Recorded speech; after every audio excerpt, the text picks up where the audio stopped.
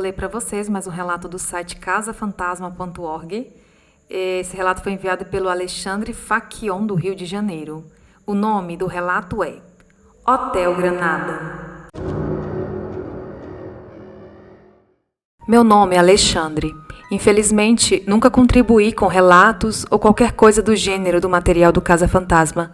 Sinto muito, mas nunca vivenciei situações realmente merecedoras de figurarem no hall de relatos do Casa. E também não tenho inspiração para compor um conto, de modo que sou meramente um consumidor do material. Tenho, como acredito que todos na vida tenham, algumas situações estranhas vividas ao longo da minha jornada. Nada realmente inexplicável, apenas estranhos. Coisas que Mesto diria: não agrada, Mesto. Mas me proponho a algum dia colocar no papel e enviar, apenas para não ficar me sentindo como alguém que só consome e não contribui. Sou um leitor antigo que adorava se entregar ao doce e misterioso mundo do Casa Fantasma na época do Mesto. Muito me fascinava este universo, particularmente quando várias vezes a passeio eu ia a Minas Gerais, nas cidades de Barbacena, São João del Rei, Tiradentes, São Lourenço, dentre outras, e hospedado em casas antigas ficava lendo até tarde da noite, ou melhor, altas madrugadas. Os relatos que eu previamente imprimia antes de viajar para me deleitar, já visando estes ambientes em Minas Gerais que, não sei exatamente o motivo, me integravam de forma inexplicável ao mundo do Casa Fantasma. Certa vez estava em São Lourenço, hospedado em um hotel chamado Hotel Granada, que ainda existe. Este hotel é bem antigo e naquele estilo que parece uma casa de vó, com sala de estar com poltronas e mesinhas com panos de renda e jarro em cima, enfeites, quadros, tapetes, etc. Bem o estilo daquelas avós mineiras. Eu havia impresso previamente vários relatos antes de viajar para lá, com minha esposa e meus 2 filhos. Na época, eles eram pequenos e gostavam de, antes de dormir, que eu os levasse a um barracão no pátio de serviço deste hotel, que fica, ou ficava, não sei, faz mais de 6 anos que não vou lá, junto ao estacionamento para ver a caldeira. Tratava-se de fato de uma caldeira, estilo industrial, que era responsável pelo aquecimento da água utilizada no hotel para banho, cozinha, etc. E era a lenha. Então, eles gostavam, e eu também, de tarde da noite, irem lá fora e no ar fino e frio daquela noite, sentir o cheirinho da lenha, ver a madeira crepitando na fornalha, sentir o calor gostoso irradiado daquele barrilzão e ver o pátio envolto num halo de mistério, causado pela névoa que ficava rente ao chão. Na verdade, uma mistura de névoa e fumaça da chaminé da caldeira, que tinha um suave e agradável aroma de eucalipto que, não sei exatamente por que motivo, coisa da atmosfera e do clima, ao invés de subir, descia, que dependendo de quanto mais fria a noite estivesse, às vezes quase não dava para ver os pés no chão, no céu, as estrelas a perder de vista. Certa noite, após olharmos a caldeira, subimos para o quarto e nos preparamos para dormir.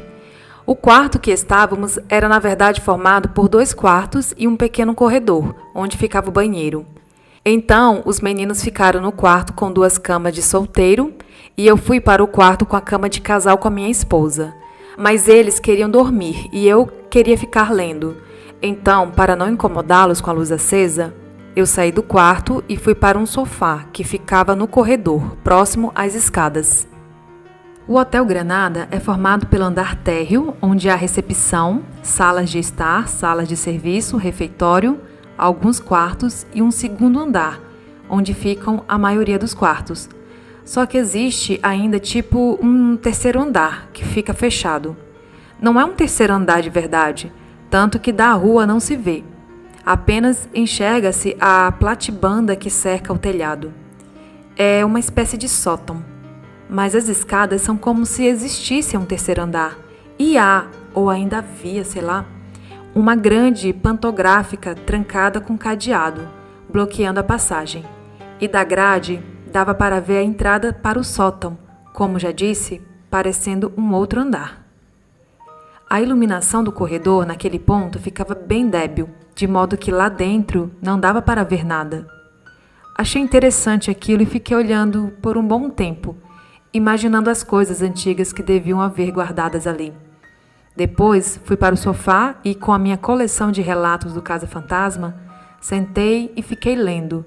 Não era feriadão, de modo que o hotel estava praticamente vazio, tanto que eu nem me importei de ficar ali no sofá, vestido de pijama com casaco por cima, pois estava bem frio.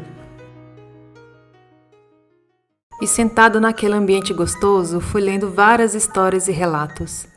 E de vez em quando, a visão periférica captava alguma coisa, como se fosse um movimento ali na parte da escada após a porta pantográfica, próxima à entrada do sótão. Atribuía este fato à minha imaginação. Eu estava sentado lendo e lá, para as tantas, comecei a lutar contra o sono, pois, embora a leitura me excitasse, eu estava fisicamente cansado por causa da viagem e, sem perceber, acabei dormindo sentado. Não sou sonâmbulo, tenho sono pesado e nunca ninguém mencionou qualquer fato relacionado a sonambulismo de minha parte. O fato é que não sei a que horas acordei sem um casaco, deitado no sofá, com maior frio. Ao abrir os olhos, busquei atualizar na consciência a situação, ou seja, onde estava, o que fazia. Então lembrei que estava lendo no sofá e acabei dormindo. Mas aí me dei conta que estava sem o casaco e estava morrendo de frio e fiquei tentando me lembrar porque tirei o casaco. Fiquei imaginando se Márcia teria vindo até ali, mas logo descartei essa possibilidade, porque se ela tivesse ido ali, ela teria me levado para a cama. E outra, jamais teria tirado meu casaco. Imaginei então se não teria sido algum funcionário do hotel ou algum hóspede e não encontrei sentido naquilo. E sentado no sofá, intrigado, imaginando o que teria acontecido, comecei a lembrar de um sonho que havia tido, nesse tempo que dormia ali. O curioso é que naquela hora eu lembrei de várias coisas do sonho, tanto que lembro de ter ficado perplexo, curioso e espantado, apesar de ter sido um sonho gostoso. Procurei o casaco e não achei. Procurei também os relatos impressos que estava lendo sentado antes de dormir e não achei. Como estava bebum de sono, levantei e fui para o quarto, sem maiores questionamentos. O curioso é que, quando acordei, senti uma zoeira nos ouvidos, como acontece quando estamos em um lugar com barulho e em seguida entramos em um local silencioso, sabe? Mas o ouvido permanece como que reverberando os sons do outro lugar que estávamos e também estava com o cheiro na camisa do pijama, que era uma mistura de cheiro de perfume, fumaça de cigarro e fumaça de lenha de eucalipto. Mas não dei importância a isso devido ao sono. Cambaleei para o quarto, dei uma olhada nos meninos e lembro de ter deitado com cuidado para não acordar Márcia. Acordei devagarzinho no dia seguinte com o som dos meninos brincando no outro quarto e o som da TV que Márcia assistia no quarto. O sol entrava gostoso pela janela e batia bem acima de mim. Senti um ótimo bem-estar e, automaticamente, rememorei os acontecimentos da noite. Não havia me movido ainda, mas Márcia virou-se e falou: Bom dia, dorminhoco! Aí eu perguntei se já era tarde, achando que tinha dormido muito, então ela falou que não eram nem 8 horas da manhã ainda, mas que eles estavam doidos para ir tomar café e estavam me esperando. Então olhei o jeito do sol e vi que era mesmo o sol de umas 8 horas da manhã. Então me espreguicei, tirei o cobertor de cima e fiquei olhando para o teto, tentando dar sentido às lembranças. E perguntei para Márcia por que ela tirou meu casaco e por que ela não me trouxe para a cama. Imaginei que ela responderia alguma coisa tipo, você estava suando, ou sei lá o quê. Mas para minha surpresa, ela respondeu: Tirei seu casaco? Que casaco? Eu não tirei seu casaco.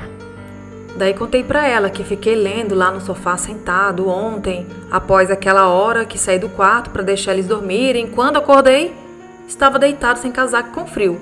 E lembrei também que não achei as folhas impressas. Ela não deu importância e falou para procurar lá mesmo, que devia ter caído atrás do sofá e que eu mesmo devia ter tirado o casaco com calor. Achei razoável o comentário. Levantei e fui tomar banho para tomar café. Durante o banho, fiquei tentando lembrar do sonho que tive enquanto dormia no sofá. Só que não lembrava de quase nada. E fiquei desapontado, com uma sensação de ter perdido uma coisa boa, porque eu sabia que naquela hora que eu acordei no sofá do corredor, eu lembrei do sonho todinho. E fiquei chateado de não lembrar mais de quase nada. E das coisas que eu lembrava eram cenas espaçadas, quebradas na sequência.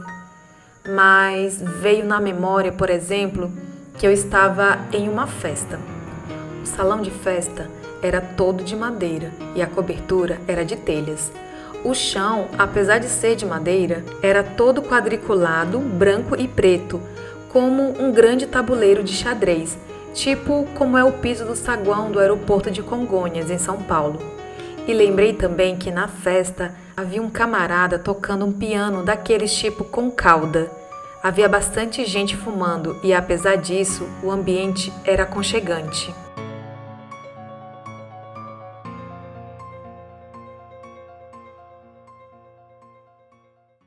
Apesar da lembrança da festa ser gostosa, a imagem repentina de que havia uma neblina como que de uma fumaça no salão me chocou, porque na sequência, isso me lembrou que teve uma hora que eu estava num daqueles bancos altos no balcão, conversando com uma mulher que falava em francês e eu entendia.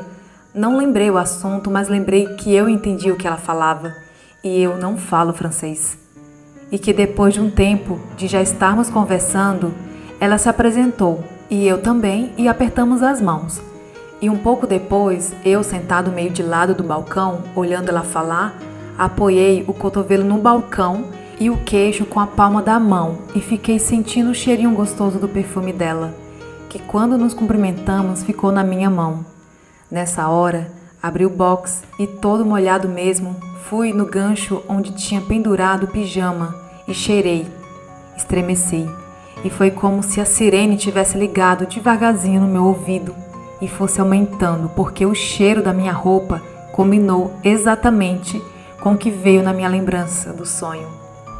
Fiquei novamente perplexo e atônito. Voltei para o box e fiquei desesperado, tentando lembrar outras partes do sonho, mas não consegui. Apertava os olhos com força, como se isso pudesse me restituir a lembrança do sonho, mas não. E depois, devagar, apenas mais duas coisas voltaram na minha mente. A primeira, a cena de eu estar conversando com um camarada num lugar alto como um pequeno terraço. E ele explicando alguma coisa sobre a cidade.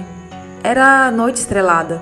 Me dei conta que o cara falava comigo, era o pianista, porque ele tinha umas costeletas bem longas e ele usava daqueles ternos completos com colete e tudo, que eu observava enquanto ele tocava o piano. E seja lá onde estivéssemos, era junto ao salão da festa, porque dava para ouvir o som do piano tocando. Alguém devia estar revezando com ele. E o burburinho de vozes de mulheres tilintar de copos, etc.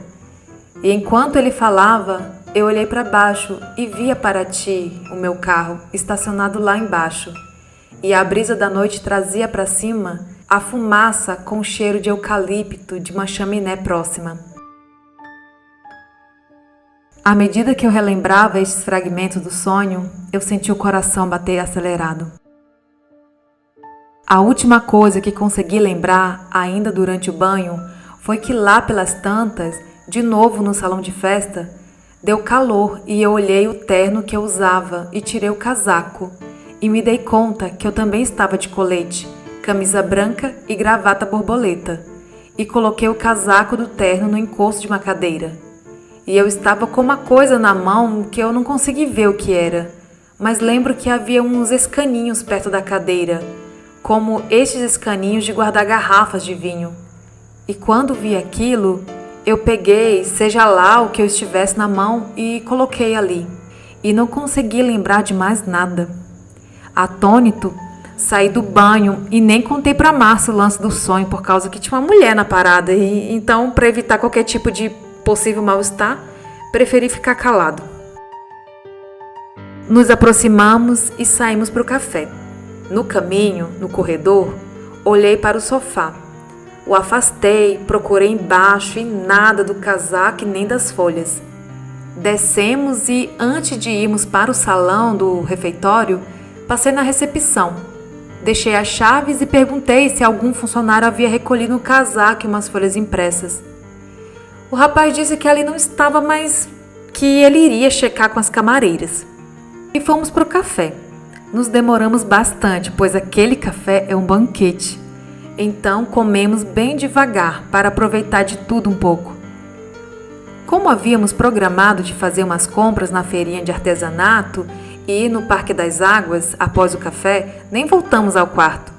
Saímos direto. Retornamos só à tardinha. Ao passar na recepção para pegar a chave, o rapaz da hora pegou a chave e percebi que havia um papelzinho agarrado nela. O rapaz olhou, leu e falou: Ah, sim, senhor Alexandre? E foi na gaveta da mesinha e pegou uma sacola plástica e me deu. Então eu vi que era o casaco e as folhas. Daí eu comentei: Ah, vocês acharam, obrigada. Estava no sofá, né? O rapaz apenas sorriu e não confirmou nem negou. E fomos para o quarto.